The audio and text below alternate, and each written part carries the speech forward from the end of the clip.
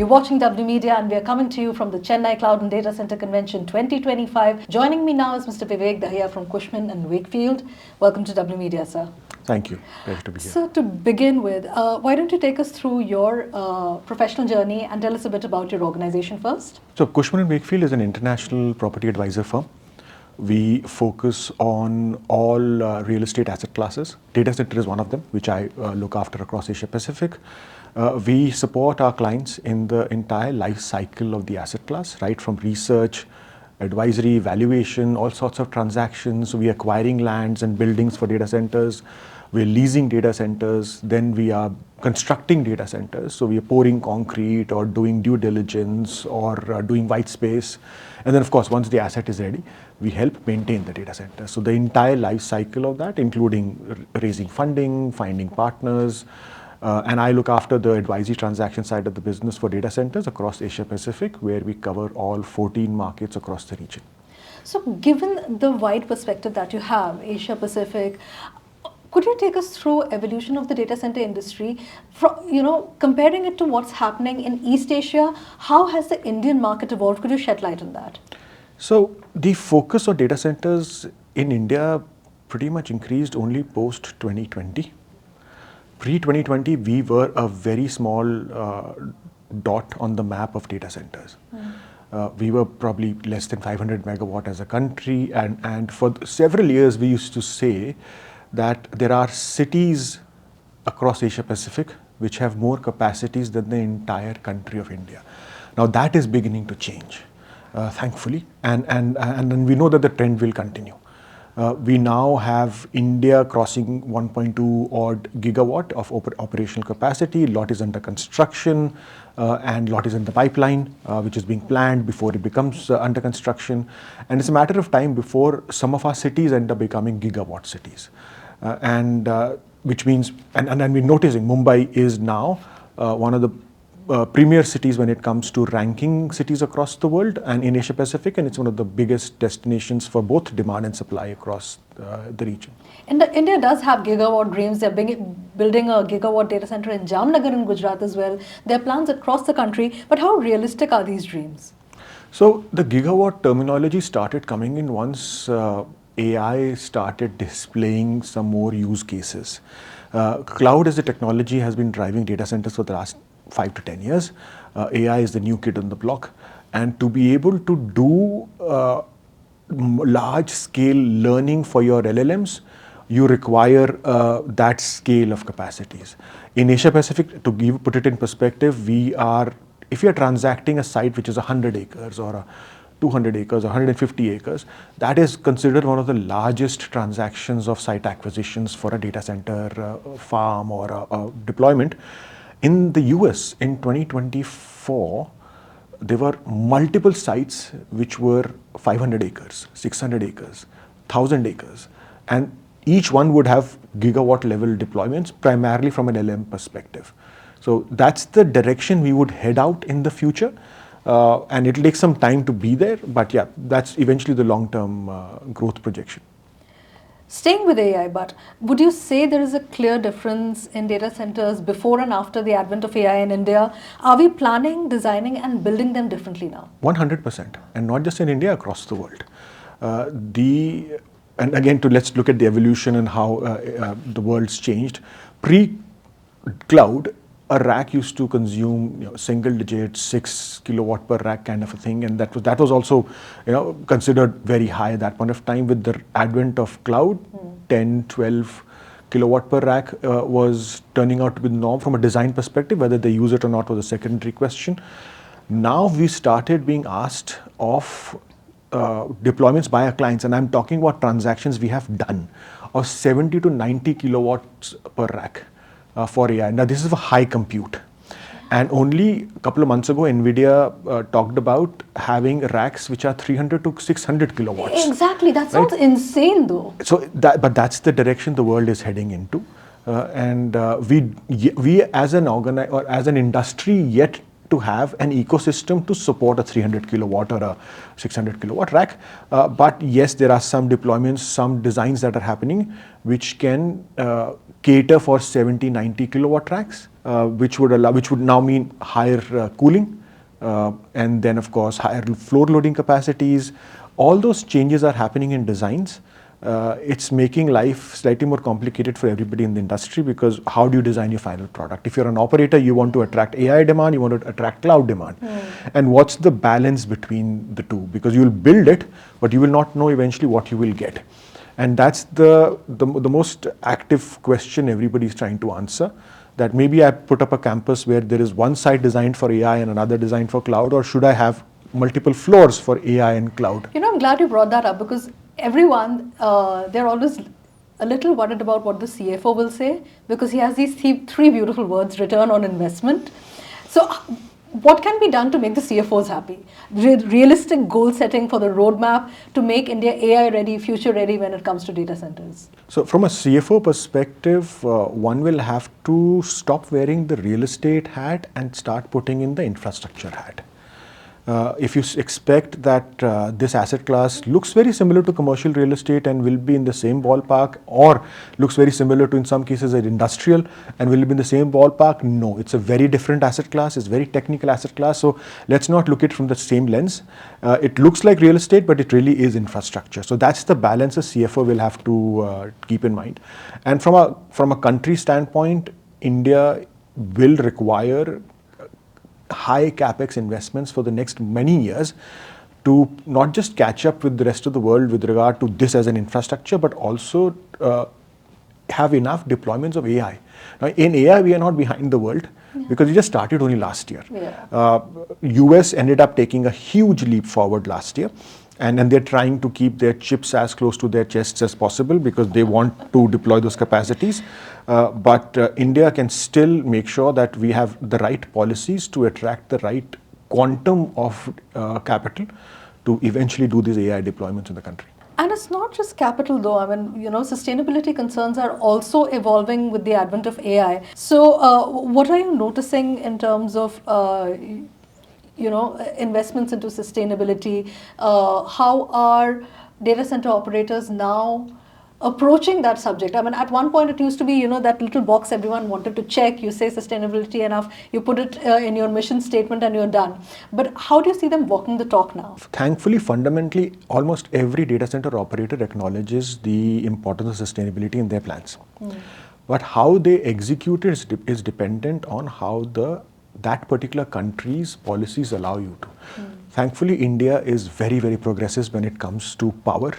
We have enough green power. In fact, larger percentage of our future upcoming power is going to be green, not black. So in the mid to long term, India is very well positioned. And the policies here to do partnerships with green energy service providers dedicated for your own projects that allow you to be able to really walk the talk. That might not be the case in every country. In India, it's much better. But then it's again a very difficult equation to solve, because it's a moving target. Everybody, imagine, had solved it in 2024 before AI came in. And moment AI came in, the amount of heat generation, the amount of impact on sustainability suddenly became became higher. So you had a particular plan that you had designed, and AI completely changed that for everyone across the world. Now people are figuring out, okay, how do I become sustainable with those kind of deployments as well? And there is enough awareness. In fact, the latest trend that we are seeing is a lot of energy giants globally who provide green energy across the world are now contemplating, why can't we go downstream and set up a data center platform, because we are the ones who are buying land to create solar farms or buying land to create wind farms. Why can't we downstream end up partnering or setting up our own data center platform? So and that's also changing. The other way around. I mean, aren't you also seeing data center owners and operators investing in captive renewable power generation units like solar farms, etc.? What have you observed? Correct. So there have been several operators in India who have done joint ventures with India or international solar or wind generators, which are providing dedicated green power into the grid, but supporting them in the process, which is where I said the Indian policy allows for that to happen. So that's good. But I would see this as a very synergistic kind of an arrangement, where data centers are securing or ensuring demand for these green energy firms. So imagine there was a green energy firm who was wondering, whether we will get the PPA signed, whether we will have a demand for it. But now there is a clear demand set from the data center firms, and I think that demand should then provide more comfort, confidence to the green energy providers. That, okay, if I partner with them, I should have a higher chance of making my green energy platform more successful. So I view this very, very positively. Let's now talk about the two big markets in India, Mumbai and Chennai. Do you think they're going to maintain their position as top two markets for the foreseeable future, or are there some hard truths in terms of ground realities that we need to look at and probably find solutions for? So Mumbai is and will remain 50% of the market in terms of market share for India. Even as per current numbers and as per future expected numbers, we expect Mumbai to stay in that lead. Chennai was a clear second. That might also change in the future. It depends on how you view it. If we look at only operators, then Chennai has an edge. But if you look at cloud firms' self-built campuses as a total stock, then Hyderabad will end up having an edge. Primarily because Chennai has strong deployments from one cloud operator. Hyderabad now has deployments by two cloud operators, and two operators have set up their availability regions there, two cloud firms, and they will continue to invest. So from a total megawatt perspective, if you include self-builds, Hyderabad will end up getting an edge in the future. But from an operator standpoint and from the cable connectivity and other things, it's good competition to have between cities, and it's now for the government in Chennai to make it more attractive, because we know Hyderabad is in the race, and other cities are trying to do the same thing as well. We heard of one cloud operator going to Vizag, so that's competition for Hyderabad. So it's a positive, it's a good thing for everybody to try and attract as much investment as possible. So friendly rivalry will make us better. Yeah, at least within India. And thankfully, we don't really compete with other countries. Most of the demand comes in which is captive. You can be a sub-regional hub, but it's still a long time to go before one can become a large regional hub the way Singapore is. The good thing about India is we have enough power, enough green power. We are very, very economical in terms of construction costs. We're probably one of the cheapest. We have one of the cheapest powers available. So there are, most of the boxes are getting ticked for making India as a preferred destination. The only challenge comes in data sovereignty or AI sovereignty, which will unfold in times to come. But there is enough reason to look at this asset class very positively in India. But then what about emerging markets? I mean, there is India outside of the metros as well. Where do you see growth happening, say, in the next 5 years? What are the emerging markets that you have your eye on? So there would be some movement in tier 2, for sure. And if you look at the news as well, it might not be of the quantum that we are seeing in the larger cities. But let's say between 5 to 10 megawatt of deployments by operators has started happening already in the tier 2 cities. We know there is some site acquisitions that have happened in Jaipur. We've transacted for somebody in Jaipur. There is something happening in Lucknow. There is demand in Kochi. I mentioned Vizag, which was nowhere in the picture, will probably be in the picture go ahead in the future. So there is action for tier 2. It would not be of the quantum of what we see in a Mumbai or a Chennai or a Hyderabad, but we are seeing the trickle down to the smaller cities as well. So overall, if you take a bird's eye view of India, 5 years from now in terms of numbers, right now we are just over 1 gigawatt. In 5 years, will we touch 5 gigawatts, or is that even a realistic goal? We actually did some study about this last year, and where we were looking at what if we compare India's benchmarks, IT benchmarks, digital benchmarks with other countries, how much do we really require? I wouldn't call it demand, I'll call it gap assessment between us and the other mature markets. 1.4 billion tech-savvy people. Exactly. So if you look at our current supply projections, that there is another, let's say, 1.5 gigawatt under construction or planning. We are close to reaching 1.5, let's say. For example, let's say 3, there's visibility on 3 gigawatt for India as we speak now. Our numbers suggested that India could potentially cater for something between another 2 gigawatts, so maybe easily 5. We don't have site acquired, power provided to be able to show 5, but we're talking about what's the potential going forward. There is visibility based on site acquired and construction going on for taking the figure to 3. That we already know, that's on the ground, but we can grow it to easily about 5. So as a market watcher, someone who has observed this industry grow and evolve, what are the things you would say, like in conclusion, that give you hope, and what are the things that give you at least a minor amount of anxiety?